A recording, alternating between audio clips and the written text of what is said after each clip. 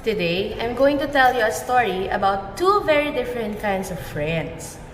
Each one has a special way of spending their time. Let's find out what will happen as the seasons change. Are you ready? Let's go! The Ants and the Grasshopper.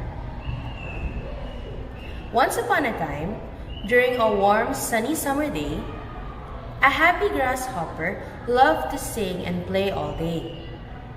He hopped around while the ants were busy gathering food. The grasshopper laughed and said, "Why are you working so hard? There's plenty of food." The ants replied, "We're storing food for the rainy day. You should do the same." But the grasshopper didn't listen. He kept singing and playing. Soon, the rainy day came. The grasshopper was cold and hungry. He knocked on the ant's door, shivering. "Can you share your food?" he asked.